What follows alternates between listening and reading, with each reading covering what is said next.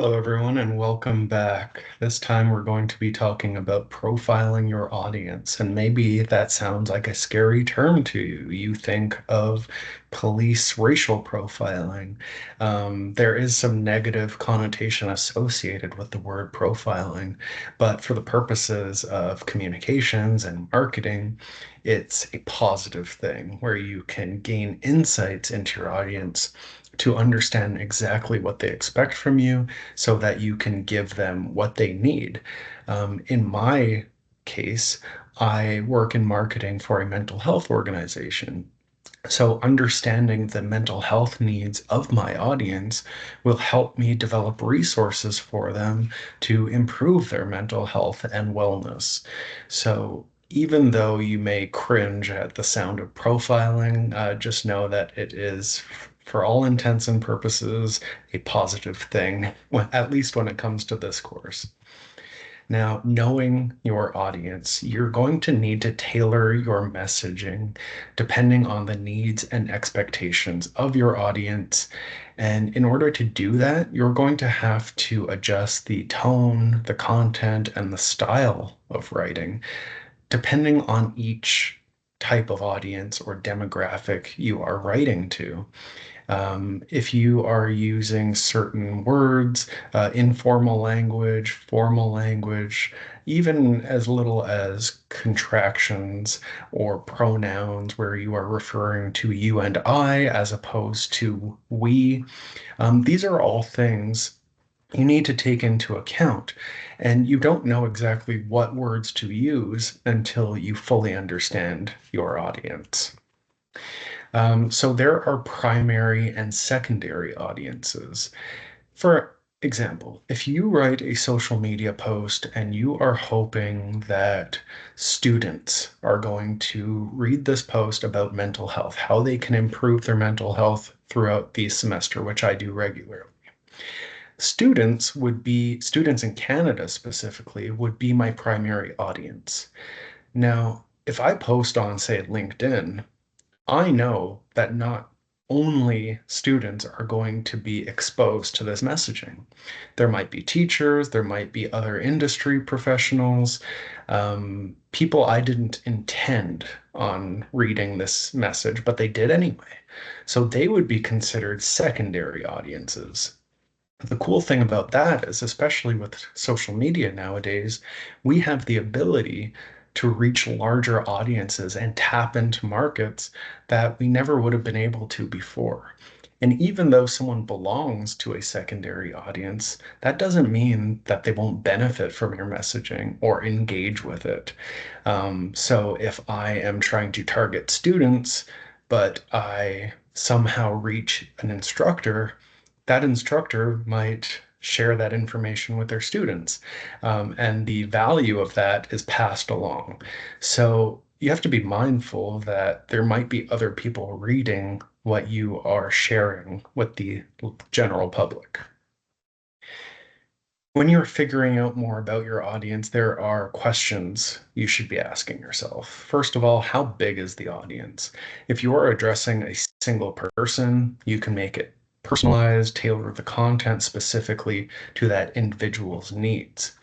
If it's a small group or even the public at large, you have to use more general terms because you don't want to alienate anyone. You want everyone to feel inclusive in that messaging. So you might want to use more vague terms. You don't want to make it too custom, too personalized, because people won't feel like the messaging is tailored to them. We already discussed primary and secondary audiences, so we'll just skip that one and go on to the third one. What is the professional or personal relationship to the organization? If they are stakeholders, they have, let's say, they have a seat on the board of directors, and you are writing a very formal letter to that individual who has a lot of pull and a lot of say about what goes on in that organization.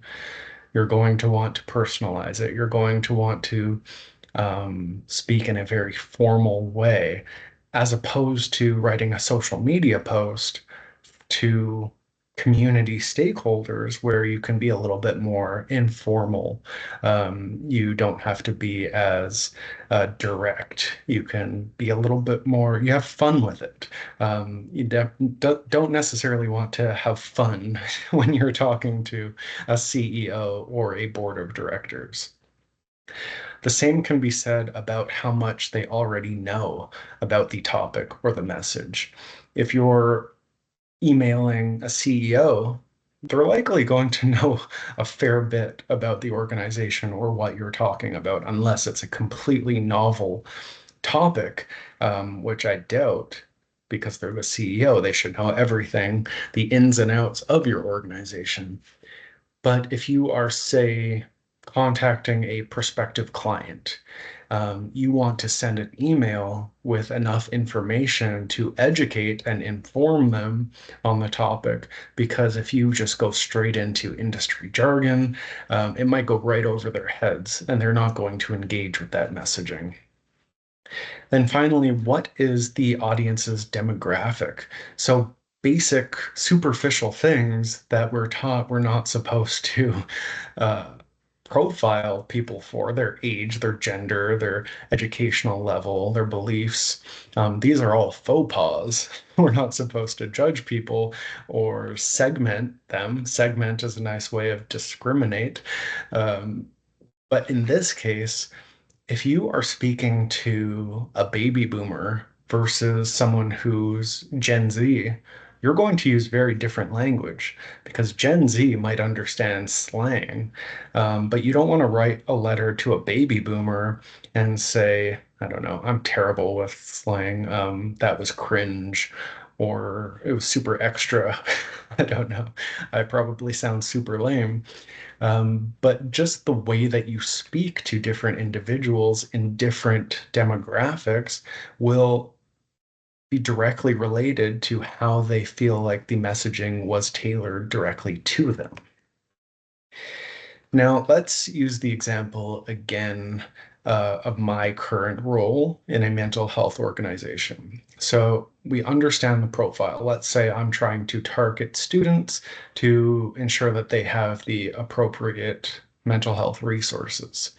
So we can start off with a purpose statement. I want my audience to improve their mental health. The main message is summarizing it in one sentence. With these mental health resources, students will be able to reduce symptoms of anxiety, stress, and depression. Then you can ask those audience questions. My audience will want to know how to practice mindfulness, how to be aware of their surroundings, how not to ruminate. So these can start to formulate different points in my, say, article where I'm giving tips on mental health. Then audience reaction. How will my audience react? Well, hopefully positively. I don't think anyone would say, how dare you try to improve my mental health? I'm perfectly happy being miserable. So hopefully it's always a positive reaction. That said, if you are writing a controversial message, I don't know why you would, or maybe you're proposing a new idea that might go against the status quo or standard beliefs, then you might have a little bit more resistance and you're going to have to be prepared to answer questions that are in direct conflict or contradict your point. Then channel selection. What's the best way to communicate with my audience? I know that students are mostly on social media. So I'm going to write a post on LinkedIn, Facebook maybe, although Facebook is an older audience, so maybe that's not appropriate anymore. I should stick to Instagram, TikTok, Snapchat. Snapchat still a thing? I don't know. I'm old. But whatever channel you select, you need to know that your target audience, your primary audience, lives there. They consume their information through that site. Because if you are using a channel that isn't exactly appropriate, you're wasting your breath or you're wasting your typing because they'll never get exposed to it. This is a standard rule in communications and marketing. Use simple language and familiar language because if you use multisyllabic words and you are just flexing your vocabulary. I love vocabulary, but I know there's a time and place to use complex words. There's a golden rule where you shouldn't be using words any higher than an eighth grade reading level because here's a little tip. People don't like feeling dumb. And if you make them feel that way, they're not going to get the benefit of your messaging. So if you're using specialized terms, you're not giving enough background or context or explanations or definitions, they're likely not going to even read on because they're going to feel like, this isn't for me. It's going to confront them with the fact that they don't understand what you're trying to say.